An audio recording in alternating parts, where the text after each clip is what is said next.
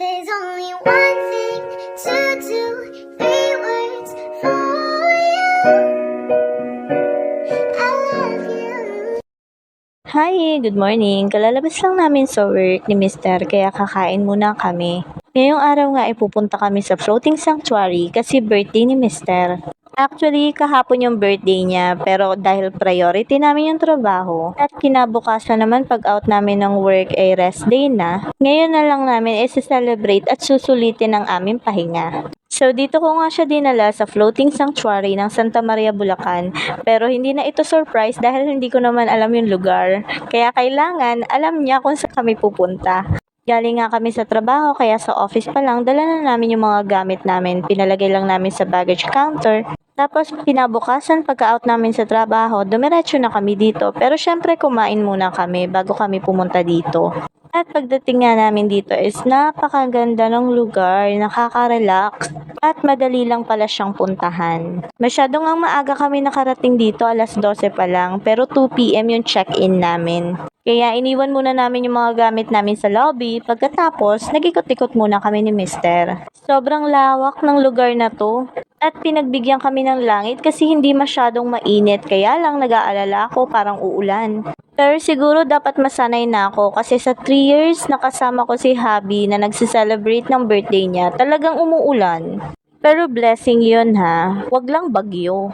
Anyways, marami pa kaming time mag-ikot-ikot. Meron nga ditong Tatang's Bar, fish spa, tsaka bird feeding. Niyayaya ko nga si Mister na umakyat kami dyan sa Tatang's Bar, kaya lang napansin niya sarado pa. Naku-curious ako dun sa Tatang's Bar kasi para siyang collection ng mga sinaunang alak. Hindi ko lang sure kasi nasa taas hindi ko naman nakikita talaga. Para lang siyang mga antique, ganun. Kaya lang sarado pa at sayang nga hindi namin napuntahan talaga kasi bumuhos din yung ulan. Hindi nga namin napuntahan lahat kasi nga umulan tapos pagod din kami. Pero banda rito nakita ko si Horsey. Tapos picture-picture lang kami saglit dyan kay Horsey, tapos lakad-lakad na ulit. Sayang nga kasi hindi ko nalibot lahat. Bala kasi namin ni Mr. magpahinga muna tapos kinabukasan tsaka namin lilibutin. Meron kasi ditong hanging bridge, meron din spider web, merong kayak, pwede mag-fishing, tsaka may obstacle course. Meron ding giant swing, pero hindi namin napuntahan yun. Pero okay lang, sulit na sulit pa rin.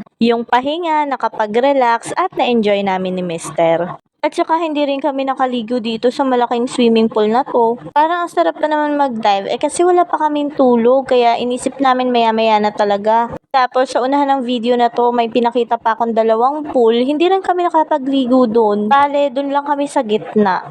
At sandali lang talaga kami na nag-splash-splash. Anyway, mga 2 PM nga dapat yung check-in namin pero mga 1:30 pinag-check-in na rin kami. Dito kami sa Pyramid Glass. Ang ganda-ganda dito, akala mo ang liit-liit niya, pero pag pumasok siya, kumpleto na. So yan guys, may bed, may mini fridge, may TV, at syempre may aircon. So yan yung view namin sa labas, isasara ka muna. Yung glass door, kasi as in glass talaga siya, tinted glass. Ayan yung roof namin. So ayan, nakaka-relax, ang ganda at ang lamig ha. Malamig talaga dito sa loob. Chill, kaya pala chill. May kanya-kanya rin nga pala itong gate bago ka makapasok dun sa mismong Pyramid Glass House. Meron nga rin pala sila ditong triangle house, tapos may jacuzzi sa loob. Pero ito yung inavail ko, Pyramid Glass na may kawa pa. So ayan, habang naliligo nga si Mister, nag-video-video muna ako, tapos inalabas ko na rin itong gift ko sa kanya. Na talaga namang magagamit namin. Syempre, hindi lang siya yung binilihan ko niyan, pati sarili ko. Para sweet, partner kami. So, pina-engrave ko lang dyan yung picture na araw na nag-propose siya sa akin. Then, sa kabilang side naman is yung araw na kinasal kami. Ayan. Talaga namang ang ganda ng pagkakagawa ng engraved edge shop. Nagustuhan ko siya, ang cute, di ba? So, dito sa floating sanctuary nga, meron din silang amenity kit. May kasama na itong toothbrush, toothpaste, shampoo, soap. Pero just in case na wala, nagdala pa rin kami. Then, dito naman sa mini fridge nila, meron na itong laman na Royal Beer Red Horse San Mig Light. So, ready to drink na. At ipapakita ko naman sa inyo guys, itong nasa likod. Tara, ang ganda ng view dito sa likod. Nakaka-relax, ang peaceful. O diba, lumabas na ako. Nakalimutan ko kayong isama. Teka lang. So, ito guys, yung sa likod, may safety net, syempre, ilog. Teka, isara ko muna itong glass door.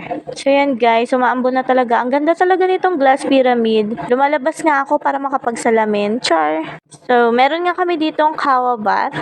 Tapos yung gripo and yung shower, gawa siya sa bamboo. At napakalamig nga ng tubig. Enjoy na enjoy si Mister. Samantalang ako kasi lamigin eh. Pero syempre, sinulit ko pa rin yung kawa bath. Ito naman yung sa bathroom nila. May heater naman siya. May shower. And ayun. Napakalinis. So, another look dito sa view sa likod. Ayan yung kawa bath, ilog, merong safety net, nandiyan yung hanging bridge. Pwede rin dyan bumaba eh. O, ayun nga pala yung fishing. Ayan, niyaya ko nga si Mister na mag-fishing kami. Kaya lang sabi niya, bukas na lang daw kasi hapon na. That time kasi may nag-fishing sa pangatlong balsa. Kaya parang natuwa ako at na-excite. Pero okay lang kasi umaambon eh. Kaya kailangan natin sumunod sa mga matatanda. Char lang, ayun sila nag-fishing. Doon pala sa pangatlo at sa pang-apat na balsa, ayun, may mga tao nag-fishing. At meron na nga rin pala ditong ihawan, kaya lang wala kaming dalang iihawin. Kasi medyo dagdag pa rin kasi sa gagawin yun. Eh, ang balak lang namin dito is magpahinga, mag-relax, ganon, chill. Yan nga palang mga boxes na white, pwede pala siyang upuan. At nung gabi lang namin nalaman na umiilaw pala yun. Ilaw siya na iba't iba yung kulay. So, pasok nga muna ulit ako dito sa Pyramid Glass. Si Mister nga ay nanonood ng TV that time. Habang ako paikot-ikot, video, like, hi! So, hayan, tara, silipin muna natin kung anong ginagawa ng aking hubby. At kumakain siya ng steak-o. Habang nanonood ng TV. So, maya-maya nga nang makapagpahinga kami, nagyaya na ako na mag-swimming. Hanggat hindi pa ako sobrang nilalamig. Hanggat kaya ko pa yung tubig. Ay, niyaya ko ni Mister. Saglit lang naman kami maliligo kasi alam ko naman na hindi ako nagtatagal sa tubig. At bago nga ako mag-dip dyan sa pool, nag-picture muna as usual. Kasi hindi ako yan kung hindi ako makakapag-take ng picture. Mahilig kasi ako mag-selfie ng slide. Slide lang. So, dito nga lang kami nakaligo sa swimming pool dito sa gitna. Bala kasi namin, bukas na lang ulit kami mag-swimming doon sa pinakamalaking pool. Yung nasa likod namin, may slide doon. Ang ganda, ang lawak. Tapos doon naman sa right side namin, meron ding pool. Yung pinakita ko nung una sa video. Hindi rin kami nakaligo doon kasi balak namin talaga is tomorrow na lang. Kaya, hayan, enjoy muna kami dito sa pool sa gitna. So, after nga namin mag-swim, kahit hindi naman ako marunong mag-swim, umahon na rin kami dyan sa swimming pool kasi tatry naman namin yung kawa bath. So, haya, naglagay na kami ng panibagong tubig. At nang medyo malapit na nga itong mapuno, hinahanap ko yung pang bubble bath. Kasi nag-assist sa amin dito, sabi niya sa akin, nandiyan yung bubble bath doon sa may sink. Kaya lang, ito si Mister, tinapon pala niya. Akala niya daw kasi scandal yun na nalagyan ng tubig, kaya tinapon niya. Pero nagulat nga daw siya kasi sumama lahat. Ay, ano ba yan? Wala tuloy kami pa bubbles. Cherry lang yan. Mukha naman siya isang malaking bubbles. Char! So, ayan nga na mapuno na yung tubig. Sumakay na kaming dalawa dito sa kawa bath. Akalain yung kasya kami. At ang tibay niya ha. Kasi nga, nakadikit na siya dun sa semento. Gusto ko nga sana yung trip na, sinisindihan yung ilalim. Like, parang niluluto. Pero kasi, wala naman kaming pang sindi. Wala ding kahoy or any papel. So, okay na yan. Mamamatay lang din naman yung apoy kasi tubig, So, ayan guys, kwentuhan lang kami ng Mister, mga bagay-bagay, kung ano-ano lang. Quality time, pero sobrang saya ko. At maya-maya nga na matapos na kami maligo, napansin ko nung hapon na umilaw na yung mga boxes. Well, actually, may switch pala dun sa loob.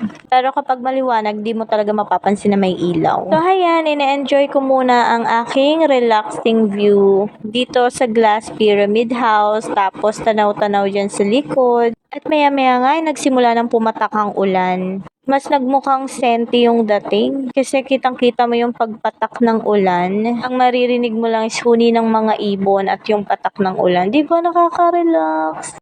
Tapos dahil malamig na nga, nagyaya na akong magkape. So dahil nga ang lamig ng panahon, ang lamig ng temperature dito, magkakape muna kami. Hindi na kami uminom ng any beer dyan kasi hindi ko gustong mahilo, ayoko ng pakiramdam na lasing. Kaya tamang kape lang at tinapay with stiko. So yan, may dala naman kaming merienda. Nagdala din kami ng 2 lata ng pork and beans, merong may gardenia, merong ube jam and strawberry jam. Ang sarap nitong ube jam. So yan, na-order ko to dun sa GC sa Sunnyfield. In fairness, napaka-yummy.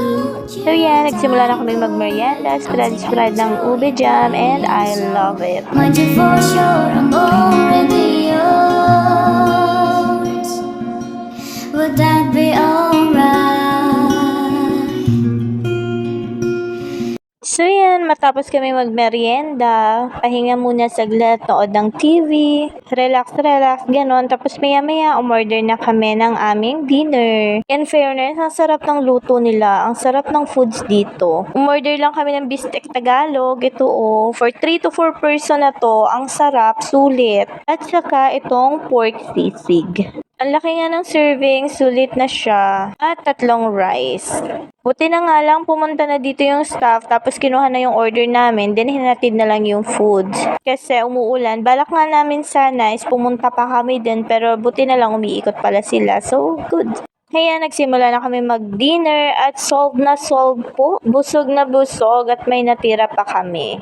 At yun nga, sinabi naman agad nila na pwedeng ipainit yung mga natira naming ulam. Matapos namin mag-dinner, nag-half bath lang, nagpalit lang ako ng sleepwear habang si Honey Bunch nanonood na siya ng TV. At ayon nga sa pag-asa ay may bagyo. Kaya mag-ingat ang lahat. Malalim na ang gabi at matutulog na kami. Good night!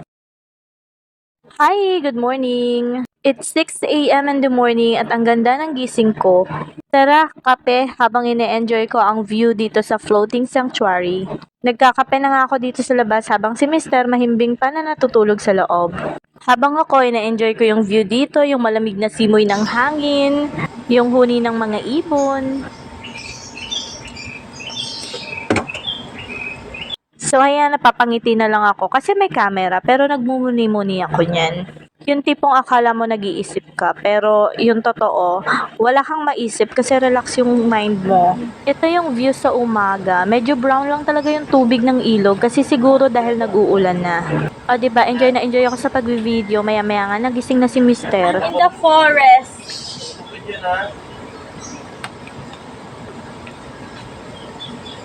There is nothing in between, and in my eyes I see the find you answer. Washing over me.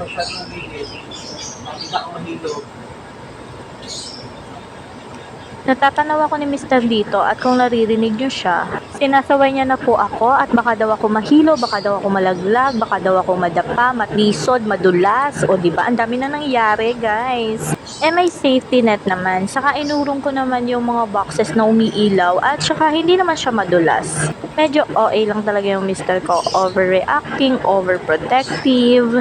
Pero carry lang kasi over naman talaga siya magmahal din. Sure! Gusto mo yun? Galing kasi ako sa nonchalant fast. Kaya sobrang na-appreciate ko yung Mr. ko. There's only one thing to do, 3 words for you. I love you. Sinabayan ko nga ulit magkape si Mr. pero choco naman yun sa akin. Tapos pinainit na namin yung ulam namin kagabi na natira. All our bags were packed. We're ready to go. After namin mag-breakfast, wala kami sa mood maligo kasi ang lamig, tas ang sarap pa matulog. Kaya sabi nga namin, tulog pa kami ng mga 1 hour, tas pagising namin, maligo kami sa pool. Pero guys, hindi na namin nagawa yon kasi 11 na kami nagising. And 1 hour na lang is check out na namin. Kaya nag-prepare na kami ng mga gamit namin kasi 12 na yung check out. Kasi sa mga ganito, iniiwasan namin mag-extend. Baka mag-extend din kasi yung fee. Though, hindi naman namin sure. Pero kasi check out is 12. So, yun yung susundin na sked. Umuulan pa nga guys at napakalamig ng simoy ng hangin. Masaya ako na nakapag-relax kami ni Mr. at worth it yung pagpunta namin dito sa floating sanctuary sa Santa Maria, Bulacan. Pagkalabas nga namin sa Pyramid Glass House, dumiretso na kami dito sa lobby para makapag-check out na. At umorder nga ulit ng rice kasi hindi nga namin naubos yung aming ulam. Pinainit namin ulit yon, tapos kumain muna ulit kami saglit. Kasi number 1 naming rule na mag-asawa, walang matitirang food, walang matatapon, walang masasayang. Kaya instead iwan namin yun dun sa Pyramid Glass House, dinala namin dito sa lobby para ipainit. So ayan guys, last look, last video dito sa Floating Sanctuary. Ito yung lobby nila. So kanina nga may mga nag-check out na rin and nag-check-in, tapos kami na lang dalawa ni Habi yung natira dito. Parang napansin ko nga walang walk-in, pero mas maganda talaga kasi kung magpapa-reserve. So, yun, sobrang worth it pumunta dito sa Floating Sanctuary. Malinis. Okay yung mga staff nila, lalo na yung nag-a-assist sa amin. Very friendly. Maganda yung lugar, maaliwalas, masarap yung food. At maraming activities na pwedeng gawin, which is hindi namin nagawa. Ito guys, yung mga outdoor adventures nila. Gusto ko talaga magkayak, kaya lang hindi umayon yung panahon. Pero hindi naman nakabawas yun sa masaya kong weekend kasama ang aking loving husband. So, yun lang guys. Ready na kami umuwi. Salamat sa panonood. Happy birthday ulit sa aking honey bunch. Yun lang. Bye!